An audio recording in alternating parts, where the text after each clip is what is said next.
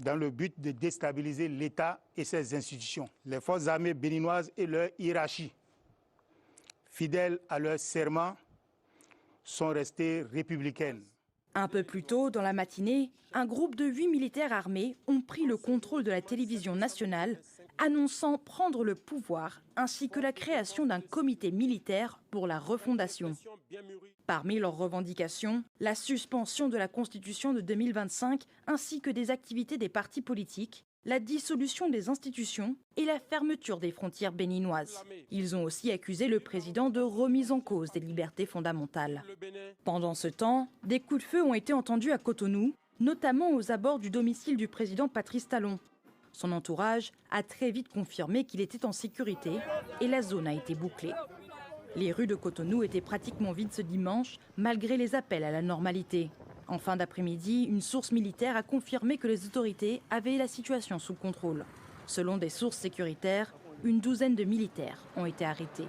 De son côté, l'Union africaine et la CEDEAO ont condamné la tentative des putschistes. La CEDEAO condamne fermement cette action inconstitutionnelle qui constitue une subversion de la volonté du peuple béninois. La CEDEAO soutiendra le gouvernement et le peuple par tous les moyens nécessaires pour défendre la Constitution et l'intégrité territoriale du Bénin.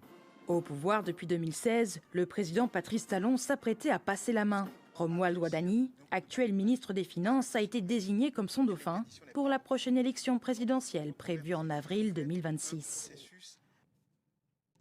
Après une brève accalmie, les assauts djihadistes contre les convois de carburant ont repris au Mali. Ce samedi, au moins 15 camions-citernes ont été incendiés près de Bungundi, dans le sud du pays, lors d'une embuscade revendiquée par le JNIM affilié à Al-Qaïda.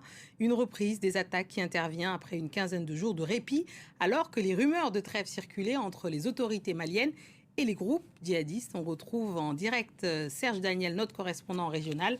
Serge, que sait-on précisément de cette opération et des circonstances de l'embuscade? Et surtout, cette attaque marque-t-elle la fin d'une trêve tacite entre Bamako et les djihadistes? Pour la première question, il faut savoir que ça s'est passé à 200 km, à moins de 200 km de la capitale malienne, dans le sud, dans une localité qui s'appelle près de Bougouni. Ça s'est passé. Il y avait un long convoi de camions-citernes escortés par l'armée malienne. D'abord, les djihadistes se sont attaqués à l'escorte de ces camions. Ils ont laissé passer une partie du du convoi qui est arrivé à Bamako, mais l'autre partie n'a pas pu arriver. Donc, ils ont brûlé les camions citernes. Ensuite, ils se sont attaqués à des chauffeurs. Au moins 2 ont perdu la vie, d'après nos informations. Camions brûlés. Et on a vu d'épaisses couches de fumée noire